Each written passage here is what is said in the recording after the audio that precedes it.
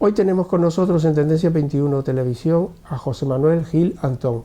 Es el autor de este libro, El viaje de Luis, en el que cuenta una historia increíble. Su hijo, cuando tenía 12 años, sufrió un accidente casero y quedó clínicamente muerto, y su cerebro profundamente dañado porque estuvo 20 minutos sin oxígeno.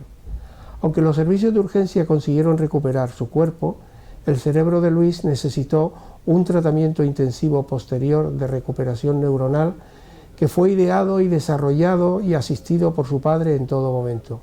José Manuel está hoy aquí con nosotros para explicarnos esta odisea y las consecuencias que ha tenido tanto a nivel personal y familiar como científico y social. Buenos días, José Manuel. Bienvenido a Tendencias 21 Televisión.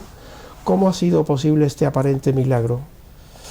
Bueno, pues este aparente milagro, yo la verdad que me gusta llamarle más que aparente milagro, milagro científico, ¿no? Y lo de milagro también entre comillas, porque todas las cosas que hicimos Luis y yo tras el accidente, pues fuimos aplicando conocimientos que existen desde además ya hace un tiempo, que están escritos en libros de medicina y neurología y que lamentablemente en muchas ocasiones pues no se aplican pues por diferentes razones, algunas de las cuales están explicadas en un libro que escribí precisamente para ayudar a otros padres y familiares que se encuentren en situación parecida y como decía pues lamentablemente en muchas ocasiones estos conocimientos no se aplican o no se aplican en todos sus términos, ¿no? Y ello pues puede dar lugar a que en muchas ocasiones pues claro el enfermo no se recupere o de la misma manera o con todo el potencial que podría haber tenido, ¿no?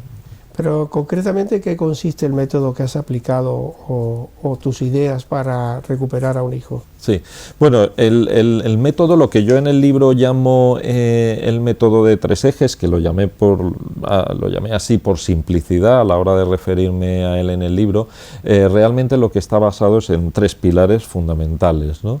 Uno primero que es el ejercicio físico, digamos de cierta intensidad. Esto se sabe desde hace tiempo, que el ejercicio físico es, digamos, tiene un impacto muy importante en todo el cuerpo, pero en particular en el cerebro también, ¿no? Se sabe que cuando uno hace ejercicio físico aeróbico de cierta intensidad, no solo se producen las endorfinas, pues que conoce todo el mundo, sino que además también se ha visto de estudios recientes de los últimos 15 años, pues que se producen factores neurotróficos que, por una parte, fomentan el establecimiento de nuevas conexiones entre neuronas y por otra parte también se ha visto algo que se desconocía hace años, es que nacen neuronas nuevas y cuando uno hace ejercicio físico, digamos esa capacidad de nacimiento de nuevas neuronas es mayor e igualmente el establecimiento de conexiones, ¿no?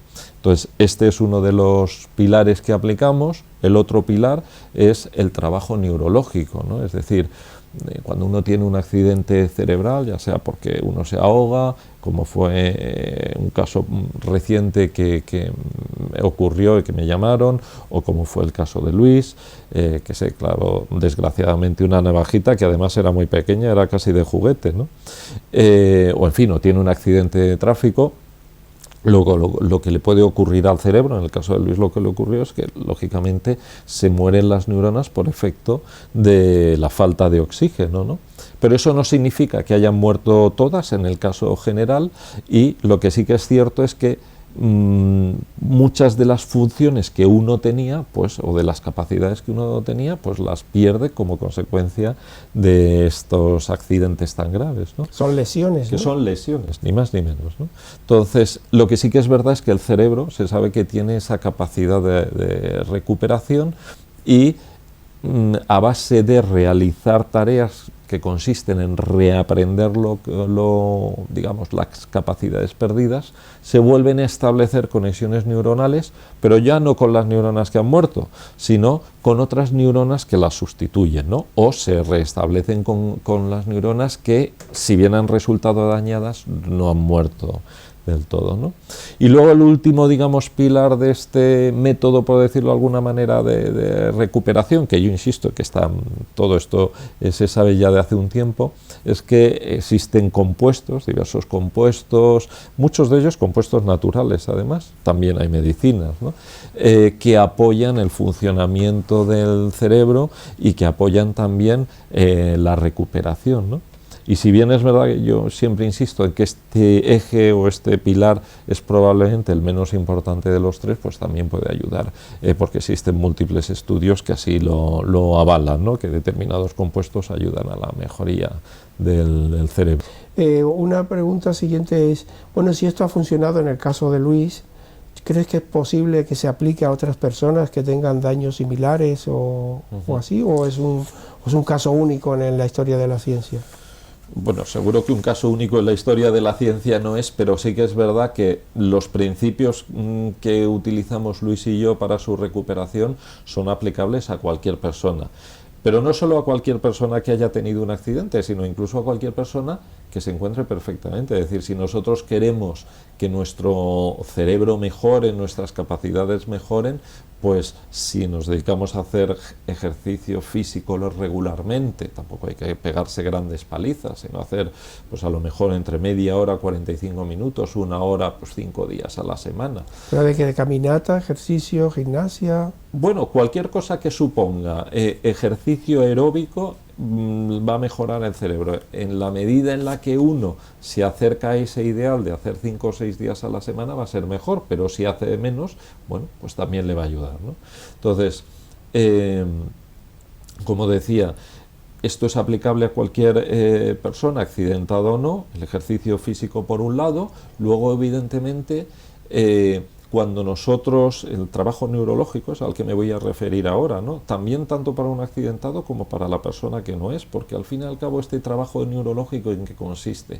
Consiste en aprender cosas nuevas, y en la medida en la que uno aprende cosas nuevas se establecen nuevas conexiones neuronales y las que ya existen también se les hace trabajar, ¿no? De tal manera que el cerebro se potencia, ¿no? Esta es la manera en la que se recupera el cerebro en el caso de un accidentado por cualquier causa, pero también es la manera en la que se potencia el cerebro para una persona que no haya tenido ningún accidente, ¿no? Y luego como el último punto sería igual de aplicación en las medicinas y compuestos que se conoce que soportan la función cerebral, ¿no? Pues tanto para el accidentado como para la persona normal, ¿no?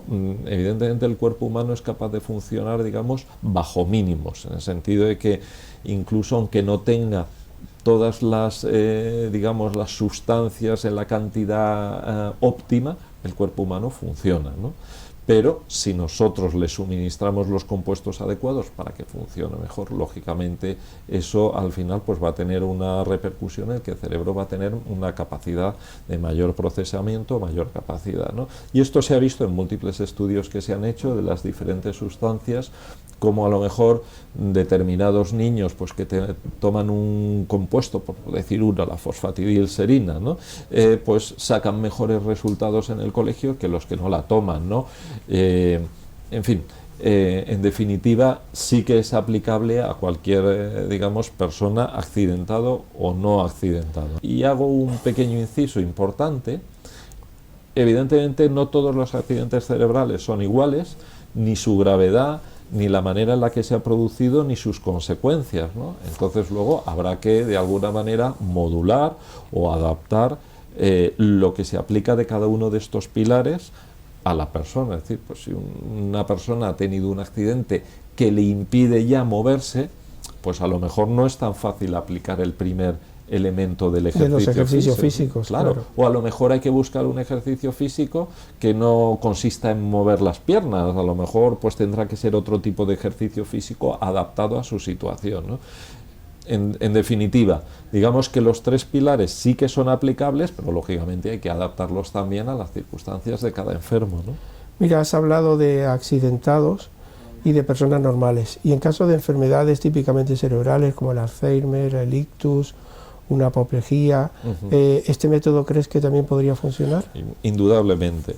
Este método es aplicable a cualquier, digamos, enfermedad cerebral en la que digamos, lo que se esté es perdiendo la capacidad, o mejor dicho, ¿no? Vamos a ponerlo de otra manera, donde lo que se pretenda sea mejorar la capacidad del cerebro, ya sea que sea un cerebro que digamos que enfermo, lesionado o sano, ¿no? Lo va a mejorar. Evidentemente, como decía antes, no es lo mismo el que una persona haya tenido alguna lesión que le impida moverse y por tanto aplicar el ejercicio físico que no.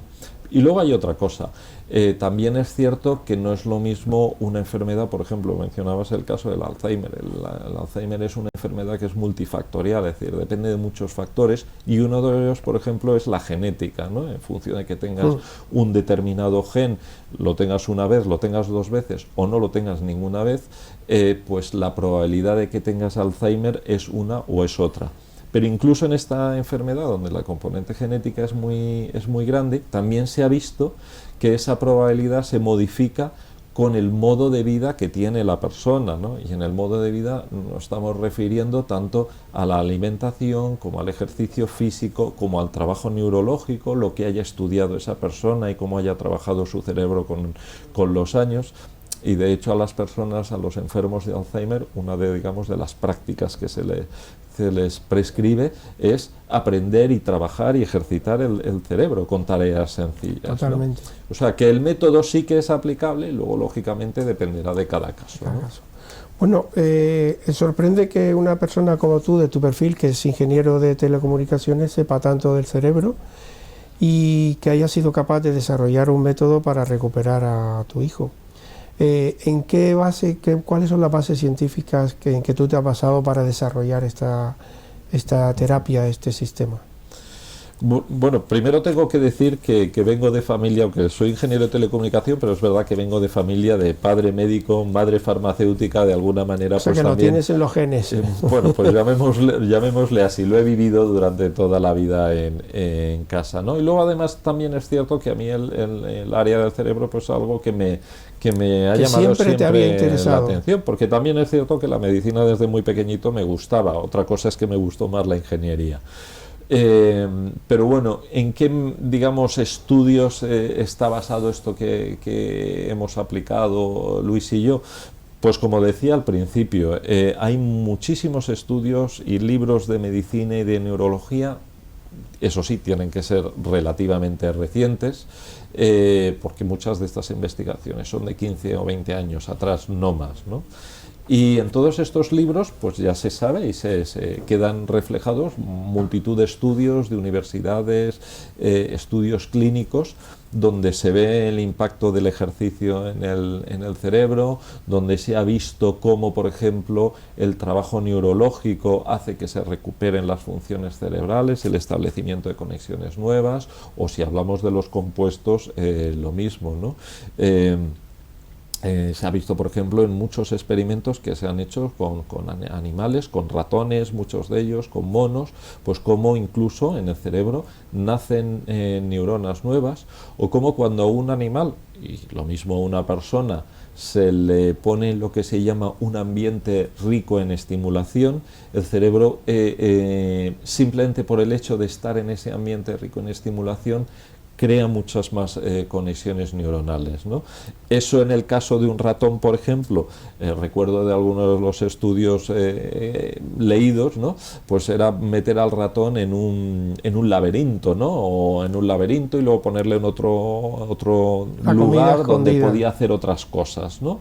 Y para el caso del ejercicio físico, pues era poner al ratón a correr en una rueda. Entonces, todos estos experimentos han visto cómo ese ratón al final, en comparación con otros que no hacían nada, pues el que hacía ejercicio luego se le estudiaba el cerebro y se veía que habían nacido neuronas nuevas, y en el caso del ratón o de los ratones que habían estado en estos ambientes ricos en estimulación pasaba exactamente lo mismo, mientras que los ratones que habían estado, digamos, en un lugar donde no había habido tal estimulación no habían desarrollado esas nuevas conexiones neuronales, ¿no? Y en el cerebro de las personas pues pasa exactamente igual, ¿no? Es decir, en la medida en la que nosotros estimulamos el cerebro se establecen nuevas conexiones. Por eso era tan importante, cuento yo en el libro, trabajar con Luis en diferentes tareas, en diferentes áreas, facetas que activaran diferentes partes del cerebro de Luis. Y por eso mismo también pues hacíamos ejercicio físico todos los días, muy regularmente y además con cierta intensidad, precisamente para fomentar ese... ¿Cuántas horas dedicabas al día a estos ejercicios? Bueno, nosotros estuvimos en lo que era la rehabilitación diaria de Luis, dedicamos aproximadamente unas 12 horas al día, es decir, desde que se levantaba hasta que se acostaba el pobre niño, pues la verdad que estaba dedicado a esto, ¿no? Hizo un gran esfuerzo y yo por eso también digo que ha sido un titán, ¿no? Porque ha soportado un periodo largo, año y medio, 2 años, pues de un esfuerzo enorme, pero que ha tenido su recompensa, ¿no? Luis está ahora mismo yendo al colegio, aprobando sus asignaturas, va como un niño normal, misma situación, se quedó ciego y ha recuperado la vista totalmente, además con una agudeza visual tremenda. En fin, que está totalmente recuperado. Claro, si no hubiera hecho todo este esfuerzo a lo largo de todo este tiempo, pues probablemente no se hubiera remontado de la misma manera, ¿no? Y dentro de esas 12 horas, pues hacíamos 1 hora al día más o menos de ejercicio físico, y luego el resto eran trabajo neurológico, ¿no? Que podía ser pues muy diverso, ¿no? Es decir, desde colorear dibujos, escribir, hacer sumas y restas, jugar a cartas de parejas para la memoria, en fin, había ahí una combinación, siempre intentando cambiar, ¿no? Mira, ¿y qué papel jugó la música en la recuperación de Luis? Pues porque él ya tenía una afición a la música. Sí, bueno, los dos somos músicos. Ah, también tú. Sí, yo también, somos músicos amateurs, los dos tocamos el saxofón, y yo sabía que la música, para cualquier persona, pues tiene un impacto muy importante en el cerebro, ¿no? Es un ejercicio tremendo para el cerebro, la música. ¿Por qué? Pues porque interviene en muchas áreas de él a la vez, y además tienen que estar de manera coordinadas, ¿no? Y se ve muy fácil, cuando uno tiene una partitura delante, primero tiene que saber leer la partitura, estás ejercitando la vista y estás interpretando las notas, como cuando uno aprende a leer y está leyendo un libro, ¿no? Claro, tienes que interpretar qué nota es. A la vez que interpretas, que decodificas qué nota es, tienes que poner los dedos para tocar esa nota. Y además todo eso tiene que estar coordinado y en función del tiempo, es decir, no puedes hacerlo en la partitura. En la partitura, no puedes hacerlo en cualquier momento, porque si no la música ya no suena igual, ¿no? En definitiva, claro, es un ejercicio muy muy importante para el cerebro, porque requiere la comunicación de diferentes áreas cerebrales, además en diferentes hemisferios, ¿no? Consecuencia, bueno, yo sabía que esto a Luis le iba... por una parte le iba a suponer un esfuerzo muy importante, pero por otra parte también iba a ayudar mucho a su recuperación, y en fin, pues así lo hicimos. También hacíamos música pues prácticamente todos los días, y hoy Luis toca el saxofón mejor que como lo tocaba antes del accidente, ¿no? O sea que... Mira, otra cosa importante en vuestro proceso es esa fórmula de medicamentos o productos que tú elaboraste o ideaste para recuperar a Luis. ¿En qué consiste esa fórmula? Si tiene validez para muchas cosas, etcétera, ¿no? Bueno, esta fórmula, primero vuelvo a insistir, que en todo caso esta última parte o este último pilar del, digamos, por decirlo de alguna manera, método de recuperación, es probablemente la menos importante. Es decir, si ¿sí? A mí me preguntan, ¿tú qué crees que fue más de estos 3 elementos, el ejercicio físico, el trabajo neurológico y los compuestos de soporte, qué fue lo más importante? Probablemente diría que lo menos importante fue esta última parte, ¿no? Es decir, si hay alguien que piense que tras un accidente cerebral pues se puede tomar una pastilla y poco menos que con eso, por decirlo de alguna manera sencilla, ¿no? Y que poco menos que con eso ya se va a recuperar, está totalmente equivocado. Es justo es decir, está totalmente equivocado, ¿no? Es decir, va a tener que hacer ese trabajo neurológico del que estamos hablando en la entrevista, va, si puede, si es capaz de ello, por su edad, porque su estado físico se lo permita, debería hacer ejercicio físico de cierta intensidad regularmente, y eso es lo que más le va a ayudar a su cerebro a recuperarse. Luego, además, si puede tomar determinados compuestos, que se sabe, insisto, que mejoran la función cerebral, pues mejor probablemente le van a ayudar. Pero indudablemente no es lo más importante. Lo digo porque uno siempre tiende a pensar que cuando va al médico, pues que si le recetan unas medicinas, pues con esto se va a curar, ¿no? Como quien tiene un resfriado, ¿no? Y en el caso del cerebro esto no es así. Es decir, la manera de recuperarlo es con el trabajo que haga uno mismo, ¿no? De recuperarlo o potenciarlo. O potenciarlo en una persona sana. Efectivamente, ¿no? Con independencia de ello, evidentemente, si tomamos vitaminas, tomamos determinados aminoácidos, determinadas sustancias que además casi todas ellas son sustancias naturales, ¿no? Muchas de ellas, que también hay medicamentos, pues probablemente conseguiremos potenciar de alguna manera también el funcionamiento del cerebro y su recuperación, ¿no? Pero insisto que las otras dos pilares son los más importantes, ¿no? Y aparte de todo eso, ¿crees que el factor emotivo, digamos, tu dedicación como padre a tu hijo, ha tenido algo que ver también en la recuperación, o ha sido solo una cuestión de ejercicio, de tomar algo? Indudablemente composición, el componente afectivo. No, es clarísimo. Digamos, el cerebro se sabe que responde enormemente frente a la emoción, y voy a poner un ejemplo muy sencillo para que lo entienda todas las personas que nos puedan ver, ¿no? Es decir, si uno, por ejemplo, escucha una canción, pues le puede gustar más o menos, ¿no? Pero si te ponen la canción a lo mejor con la que le diste tu primer beso a tu novia, lo que sea, pues eso te produce una emoción, ¿no? Entonces esa emoción tiene un poder enorme en el cerebro. Por eso, y hago un inciso, cuando Luis estaba en coma en el hospital y había que sacarle del coma como primer paso para rehabilitarle, entre tanto no estuviera consciente, pues no se podía hacer nada con él, ¿no? Pues uno de los elementos que yo utilicé precisamente fue la emoción, ¿no? Es decir, le ponía unos cascos a Luis, le hablaba con un micrófono, le cantaba yo mismo las canciones que él y yo tocábamos con el saxofón, intentando buscar que esa emoción, la conexión emocional, porque eso se sabe que tiene un poder enorme sobre el cerebro que no tiene, digamos, un elemento técnico, por decirlo de alguna manera, ¿no? Entonces, desde ese punto de vista es evidente que es muy importante esa conexión, o que los familiares intervengan en el proceso de recuperación y de rehabilitación. Yo siempre lo digo, primero porque la rehabilitación que le van a poder dar a un accidentado en un centro profesional siempre va a estar limitada. No van a poder darle 10 horas al día de rehabilitación por diferentes razones económicas, de recursos, etcétera, ¿no? Y luego porque además esas personas, siendo especialistas con los que siempre hay que contar, díganse de paso, porque es algo en lo que siempre hago hincapié, evidentemente los familiares también tienen un poder, un ascendente sobre el enfermo que no tienen esas otras personas, ¿no? Entonces, por la naturaleza afectiva. Claro. Entonces, por supuesto, lo que tiene que ser es complementario, es decir, la intervención de los profesionales que saben en qué fases, cómo hay que rehabilitar al enfermo, etcétera, etcétera, y luego con el trabajo complementario de los familiares en casa, que le pueden dar muchas más horas y mucha más rehabilitación al enfermo. O sea que la tarea del familiar es muy importante, indudablemente, ¿no? Mira, ¿y cómo ha reaccionado la comunidad científica a vuestra experiencia?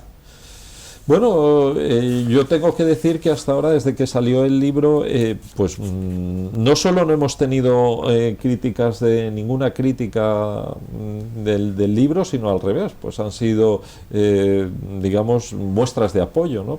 voy a poner unos cuantos casos, ¿no? El libro, por ejemplo, cuando lo presentamos en Alicante, pues lo presentó la directora del Instituto de Neurociencias de Alicante, doña Juana Gallar, que además aprovecho para darle las gracias desde aquí, y catedrática de neurología también.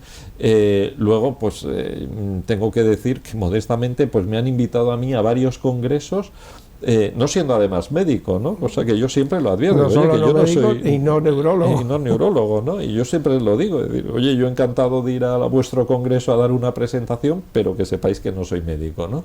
Y sin embargo estuve en el congreso de enfermería de neurociencias hace unos cuantos meses, y la semana que viene pues voy al congreso de enfermería quirúrgica. Quiere decir que el libro, la verdad que ha sido bien recibido también por la comunidad científica, ¿no? Porque yo creo que falta mucha información, ¿no? También puedo contar el caso desde la UCI de La Paz, pues sé que a mí me han llamado varias veces para hablar con la UCI infantil, ¿no?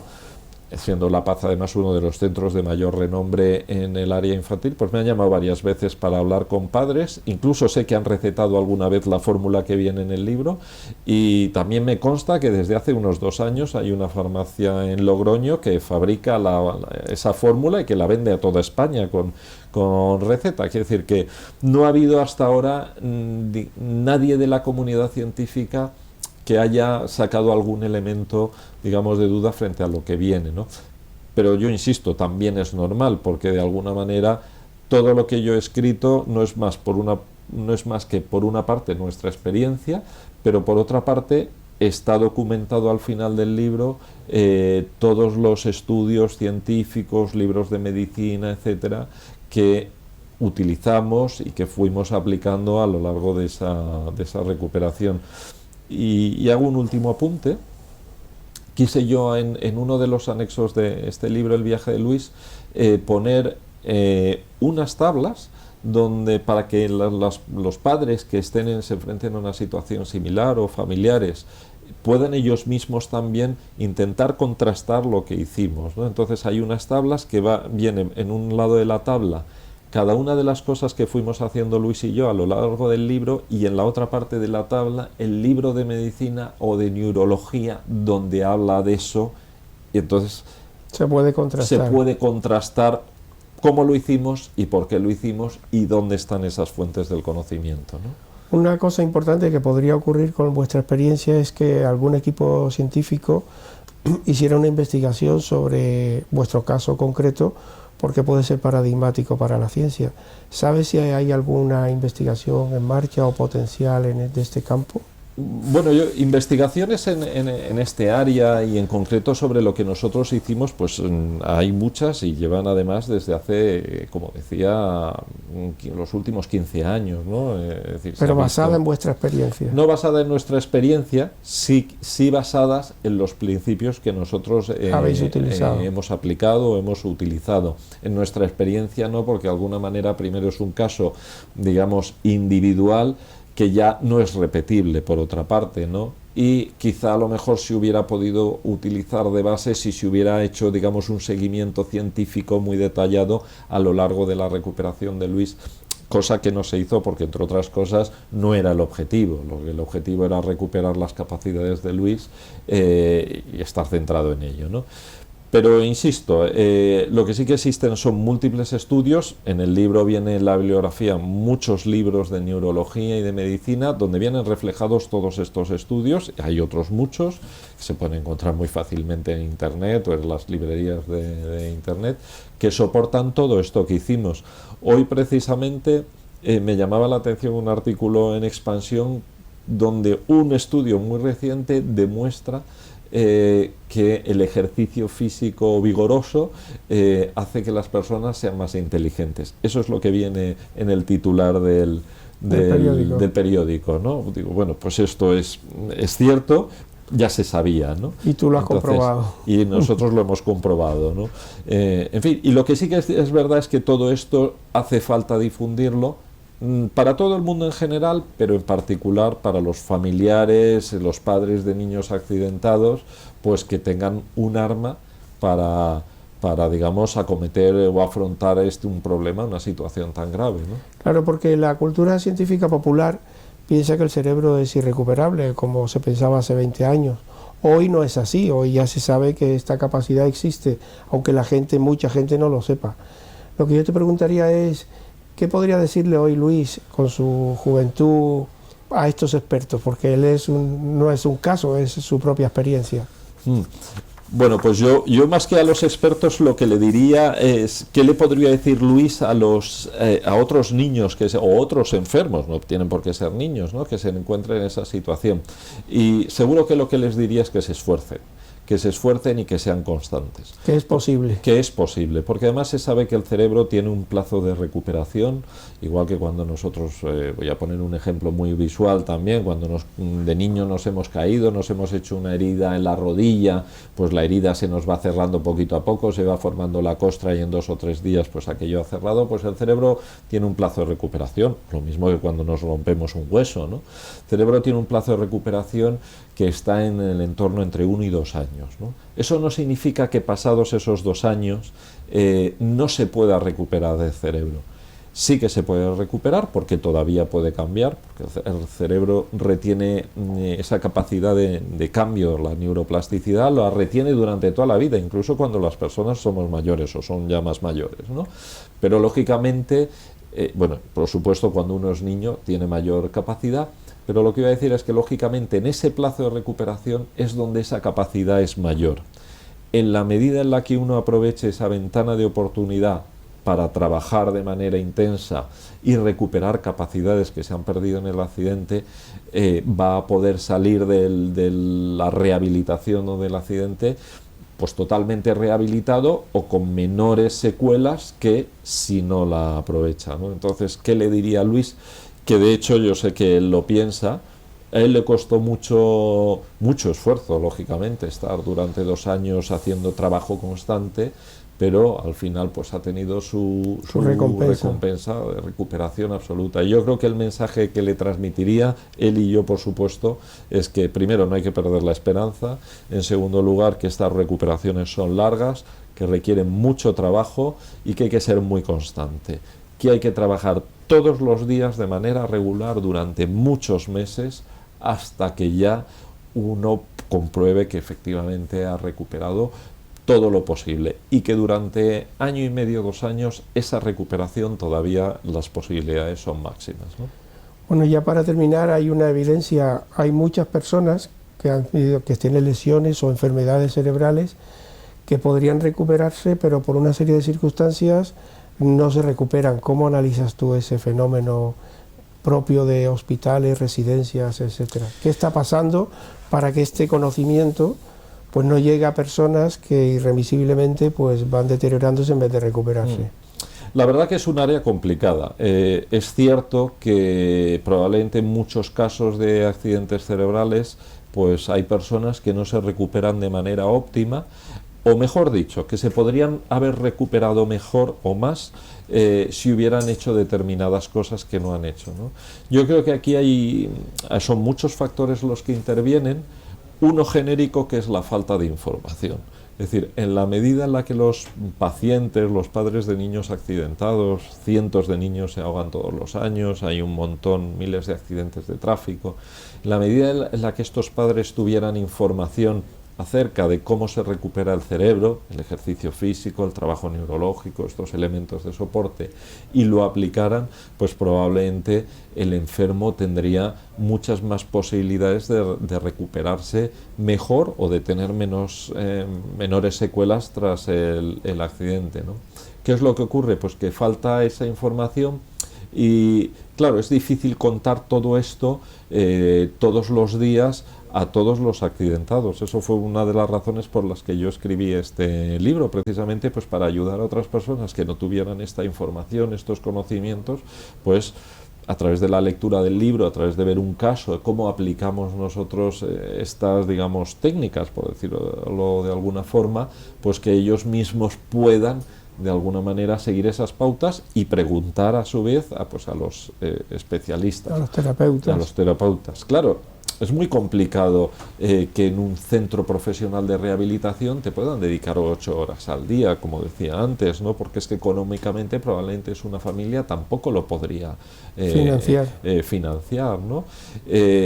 Luego también pues el tema del ejercicio físico pues tiene sus complicaciones, ¿no? No ya solo porque a lo mejor determinados enfermos no puedan hacerlo tras el accidente, sino incluso pensemos, por ejemplo, que un doctor le prescribe a un niño tras un accidente, pues que este niño haga ejercicio todos los días y corra, y pues por mala suerte este niño se cae y van los padres y pueden pensar pues que el doctor ha sido un imprudente al prescribir a este niño que hiciera ejercicio físico cuando realmente es correcta esa prescripción. Es decir, no quiero entrar mucho más en el tema, en el libro hay un capítulo analizándolo todo ello, digamos, sin ánimo de crítica, sino de ayudar y de informar, ¿no? Pero yo creo que la parte más importante de todas, cómo se resuelve esto, es con la información. Es decir, los familiares tienen que saber que tienen que trabajar de inmediato, una vez que la persona tiene el accidente, sale del hospital, tienen que ponerse a trabajar de inmediato con él en todas las diferentes facetas que haya perdido. Si pueden hacer ejercicio físico, mucho mejor, trabajo neurológico todo el que puedan hacer. Hay que dedicarle mucho tiempo. Y hay que dedicarle mucho tiempo, mucha constancia. Son procesos muy largos, donde además la intervención de la familia es muy importante, simplemente, aunque solo sea por una cuestión económica, ¿no? Pues José Manuel, muchísimas gracias por haber venido. A vosotros por haberme invitado.